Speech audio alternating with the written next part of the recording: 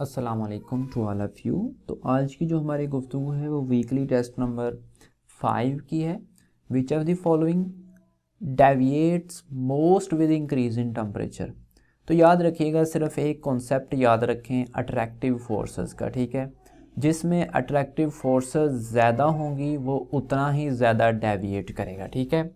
तो इन सभी में हम पहचान सकते हैं कि HCl जो है उसमें अट्रैक्टिव फोर्सेस ज़्यादा हैं एज़ कम्पेयर टू अदर, तो ये सबसे ज़्यादा डेविएट करेगा। इसलिए हम बोलते हैं कि जब टेम्परेचर को बहुत ज़्यादा हाई कर दें और प्रेशर को बहुत ज़्यादा लो कर दें तो उस वक्त गैसेस आइडियल होती हैं। एक्चुअल में कोई भी गैस आइडियल नहीं होती, लेकिन हम ये तसव्वुर करते हैं कि एक एक्स्ट्रा ऑर्डिनरी टेम्परेचर को इंक्रीज़ कर दें और प्रेशर को लो कर दें तो उस वक्त वो हो सकते हैं, लेकिन इतना लोएस्ट टेम्परेचर अटेन करना पॉसिबल नहीं होता। -273 केल्विन जिसको डिग्री सेंटीग्रेड हम बोलते हैं, तो वहाँ तक पहुँचना पॉसिबल नहीं है, इसलिए कोई भी गैस आइडियल नहीं होती, ठीक है। Potassium carbonate is called, basically इसको हम पर्ल ऐश का नाम देते हैं, पर्ल ऐश का नाम देते हैं। इसके अलावा इसके और भी नाम्स हैं पोटाशियम कार्बोनेट के। इसको कार्बोनेट्स ऑफ पोटाश भी बोल सकते हैं, यानी पोटाशियम डाई पोटाशियम कार्बोनेट भी बोल सकते हैं, सब कार्बोनेट ऑफ पोटाश भी बोल सकते हैं। पर्ल ऐश हमने पहले बोल दिया। इसको साल्ट ऑफ टार्टर भी बोल सकते हैं, साल्ट ऑफ टार्टार भी बोल सकते हैं इसको। और इसके अलावा इसको हम साल्ट ऑफ वार्म वुड भी बोल सकते हैं, साल्ट ऑफ वार्म वुड। ये जो ऑल्टरनेटिव नेम होते हैं ये हमें बहुत अच्छे से याद होने चाहिए, ठीक है। सोडा ऐश, देखें सोडा ऐश क्या होता है, सोडियम कार्बोनेट वाटर मालिक्यूल के बगैर जो होता है, ठीक है, सोडा ऐश। अगर इसके साथ 10 वाटर मालिक्यूल हो जाएंगे तो वो वाशिंग सोडा हो जाएगा। और ये जो लाई होता है, लाई क्या होता है, लाई को सोडियम हाइड्रोक्साइड ही बोलते हैं, ठीक है, जिसको हम कास्टिक सोडा बोलते हैं। तो सोडियम हाइड्रोक्साइड को लाई भी बोल सकते हैं, लेकिन सम टाइम हम पोटाशियम हाइड्रोक्साइड को भी लाई बोलते हैं, ठीक है। तो दैट्स इट। तो इसमें हम कौन सा ऑप्शन करेक्ट करेंगे, डेल्टा, क्योंकि पोटाशियम कार्बोनेट ऐसा कोई भी नहीं है जिसको हम ये नाम दे सकें। Which one of the following substances has macromolecular structure, macromolecular structure की बात कर रहा है वो। तो याद रखें कि मैक्रोमॉलिक्यूल या जाइंट मॉलिक्यूल भी इसको बोल सकते हैं, या इसको हम पॉलीमर का नाम भी दे सकते हैं, ठीक है। लेकिन ये भी याद रखिए कि हर मैक्रोमॉलिक्यूल पॉलीमर नहीं होता, लेकिन हर पॉलीमर मैक्रोमॉलिक्यूल ज़रूर हो सकता है। तो एक तो चीज़ है कि कैटिनेशन की प्रॉपर्टी जिसके पास होगी ना वो जायंट स्ट्रक्चर बनाएगा, ठीक है, कैटिनेशन की प्रॉपर्टी। हैंड राइटिंग मेरी रफ है थोड़ी, तो प्लीज़ इग्नोर दिस वन। तो ये तो हम पढ़ते हैं कि ये ब्रिज टाइप स्ट्रक्चर बनाते हैं। आइस जो है ये मॉलिक्यूलर स्ट्रक्चर बनाते हैं। ये वाला जो है सिलिकॉन के पास हमें पता है कि कैटिनेशन की प्रॉपर्टी होती है, कार्बन के नीचे होता है। So delta option is correct option. आगे चलते हैं थोड़ा। तो among followings which hydroxide has low solubility, हम अपने लेक्चर में बात की थी कि जो वाटर सॉल्युबिलिटी होती है डाउन द ग्रुप इंक्रीज होती है। Water solubility for second group वो डाउन द ग्रुप क्या होती है, इंक्रीज होती है, ठीक है, टॉप टू बॉटम होते हुए। तो यहाँ पे सबसे टॉप पे जो है वो बेरिलियम हाइड्रोक्साइड है, इसलिए इसकी वाटर सॉल्युबिलिटी कम होगी एज़ कम्पेयर टू अदर। और हमें इस बार जो पूछा हुआ था बेरिलियम हाइड्रोक्साइड दे के टॉप पे स्टेटमेंट थी कि which one is amphoteric oxide. तो हमने बड़ी दफ़ा अपने लेक्चर में बात की है कि बेरिलियम हो गया, एल्यूमिनियम हो गया, इसके साथ जिंक हो गया, या इसके साथ लेड हो गया। तो ये जो चार भाई साहब हैं ये चारों के चारों क्या करते हैं, एम्फोटेरिक ऑक्साइड बनाते हैं, ठीक है। तो इस इंफॉर्मेशन को अपने जहन में बिठाते जाया करें, तो इंशाल्लाह इसी इंफॉर्मेशन में से हमें रीजनिंग या कोई क्वेश्चन आ सकता है। Which of the following have maximum root mean square velocity, root mean square velocity. याद रखिएगा कि रूट मीन स्क्वायर वेलोसिटी जो होती है उसका जो रिलेशन होता है विद मॉलिक्यूलर मास वो इनवर्स होता है, ठीक है। मतलब ये है कि जिसका मालिकुलर मास जितना कम होगा उसकी रूट मीन स्क्वायर वेलोसिटी उतनी ही ज़्यादा होगी, ठीक है। तो यहाँ से तलाश कर लें जिसका सबसे कम मालिकुलर मास होगा। इसका 64 बन रहा है, नहीं 44 बन रहा है, H2S का 34 है, अमोनिया का 17 है और इसका 64 है।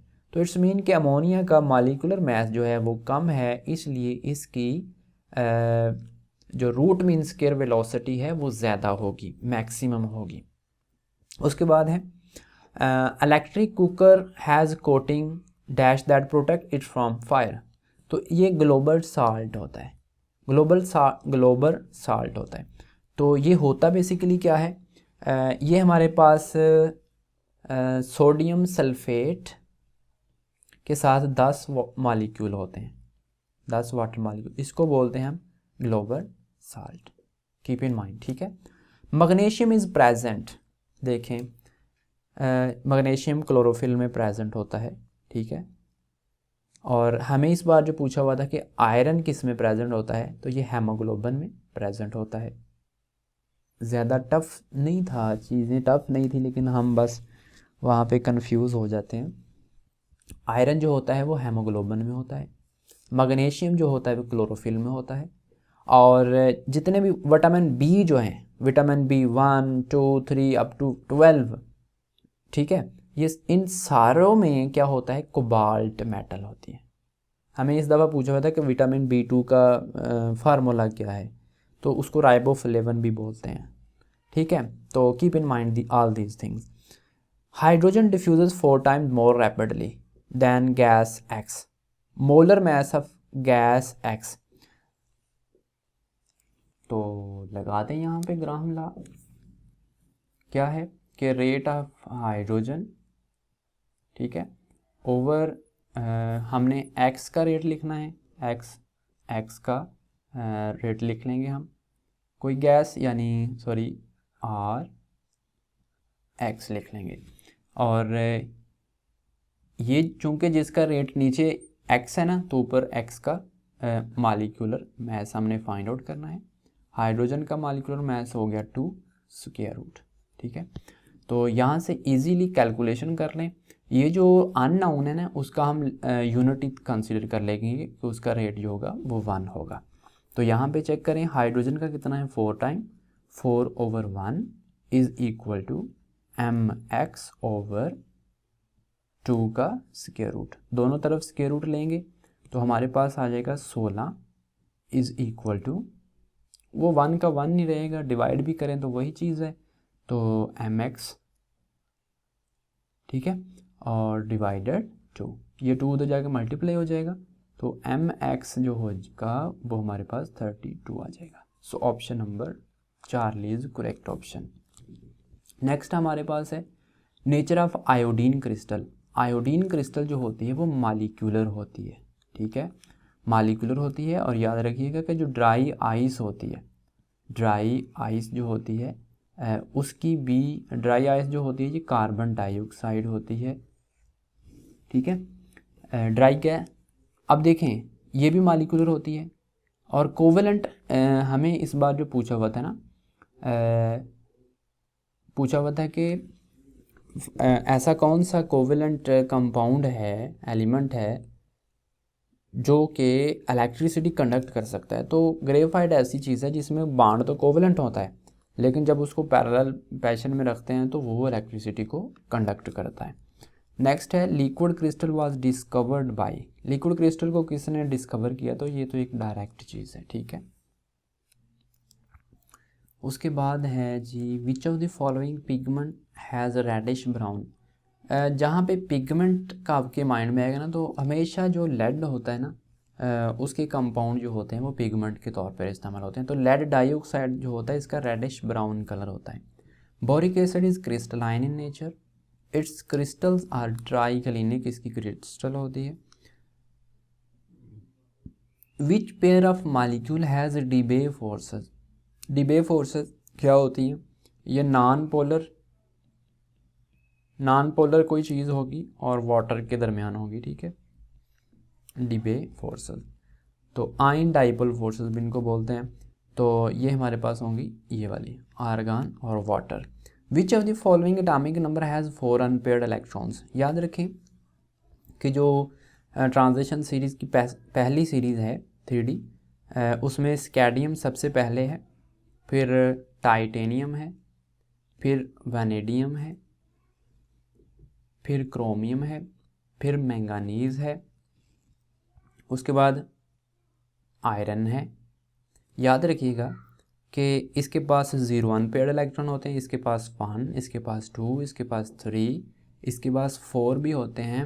और इसके साथ साथ जब इसकी क्योंकि मल्टीपल ऑक्सीडेशन स्टेट होती हैं तो ये किसी जगह पे 5 भी शो करता है, याद रखिएगा।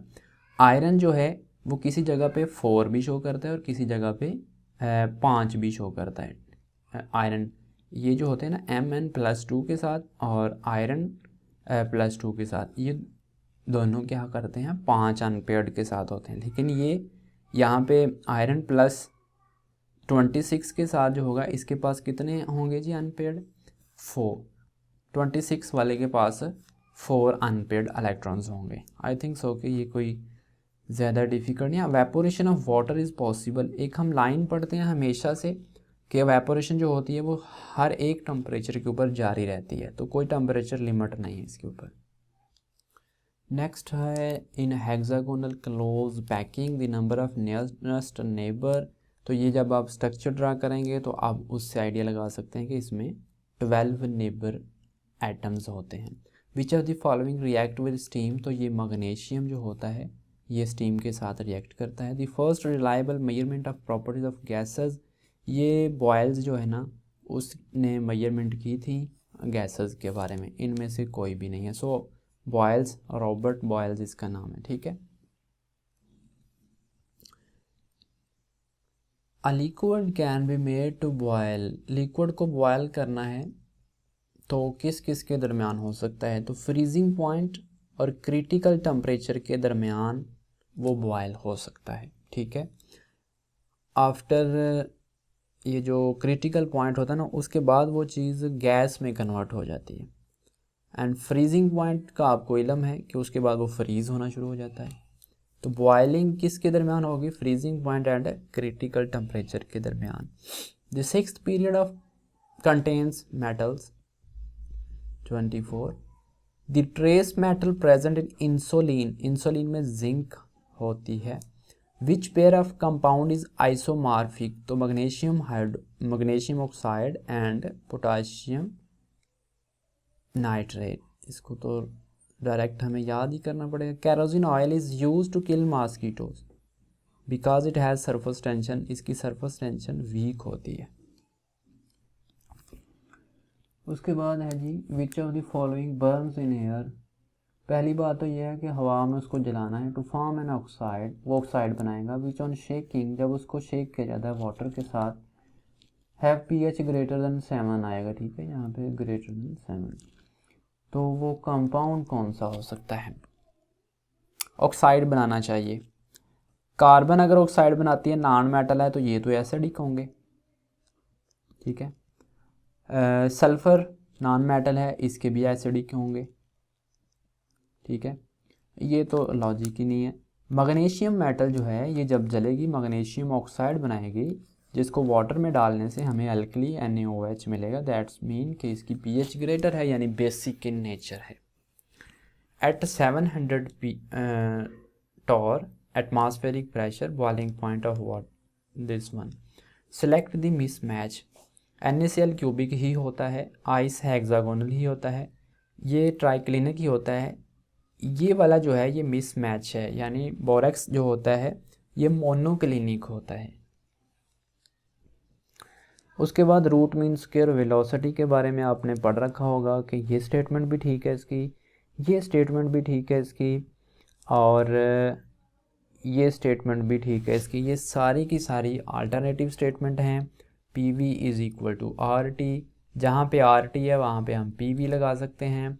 यहाँ से हम एक रिलेशन निकाल सकते हैं। हमें पता है कि जो डेंसिटी होती है D जो होती है उससे हम उसका रिलेशन निकाल सकते हैं, तो वेरी इजीली, ठीक है। ये सारी की सारी ऑल्टरनेटिव चीज़ें हैं। फार्मूले लिखें, थोड़ा सा अपना जहन खपाई करें, तो that all are above correct options. Next है in contact process for the manufacturing of sulphuric acid dash is a poison for catalyst. Arsenic के ऑक्साइड जो होते हैं ये मसला करते हैं और इनको हम निकालते हैं FeOH थ्राइस का इस्तेमाल करके, ठीक है। तो ये कॉन्टैक्ट प्रोसेस मेरे ख्याल में काफ़ी ज़्यादा इंपॉर्टेंट है, इससे रिलेटेड हर दफ़ा क्वेश्चन देखने को मिलता है। इस दफ़ा में आया हुआ था कि जो बाई प्रोडक्ट बनती है ना, बाई प्रोडक्ट जो सल्फ्यूरिक एसिड बनता है वो किस के थ्रू बनता है, तो वहाँ पे सल्फ़र माइनिंग थी, रिडक्शन ऑक्सीडेशन थी, सल्फ़र माइनिंग थी, यानी इस तरीके के ऑप्शन थे। तो बर्निंग ऑफ फ्यूल से ये चीज़ बनती है, ठीक है। बर्निंग ऑफ फ्यूल से byproduct, as a byproduct वहाँ से डिफरेंट गैसेस निकलती हैं जिसके फर्दर रिएक्शन से हमें सल्फ्यूरिक एसिड मिलता है as a byproduct, keep in mind. लेकिन जो दूसरे ऑप्शन होते हैं ना, जैसे एलिमेंटल सल्फ़र माइनिंग हो गया, ऑक्सीडेशन रिडक्शन हो गया, या पैरालिसिस ऑफ पायराइड्स हो गया, इन सभी तरीक़ों से हमें सल्फ़र बेसिकली मिलता है जिसको हमें आगे ट्रीट करते हैं और सल्फ्यूरिक एसिड की प्रोडक्ट बनाते हैं। Which noble gas is used in Geiger Muller counter, इसको रेडियो एक्टिविटी मेजर करने के लिए इस्तेमाल किया जाता है। आर्गन गैस इसमें इस्तेमाल होती है। The contact process for the manufacturing of sulphuric acid was developed by, तो ये साइंटिस्ट है जी, इसको पढ़ लीजिएगा। Dry ice along with ether is used as a refrigerant. उसके बाद है जी which gas can not be dried by passing over concentrated sulphuric acid, तो कंसनट्रेटेड सल्फ्यूरिक एसिड के ऊपर से हम गुजार के किस गैस को ड्राई नहीं कर सकते, तो ये जो H2S है इसको ड्राई नहीं कर सकते क्योंकि ये सल्फ्यूरिक एसिड के साथ रिएक्शन कर जाती है और उसके नतीजे में हमें सल्फ़र मिलता है, ठीक है। इसलिए इसको हम ड्राई नहीं इस तरीके से कर सकते। Use of hot air in balloons in sports and metallurgy is an application of Charles law. Which of the following oxide is acidic, तो ये वाला जो ऑक्साइड है ये एसिडिक है। Keep in mind, simply calculate the oxidation state,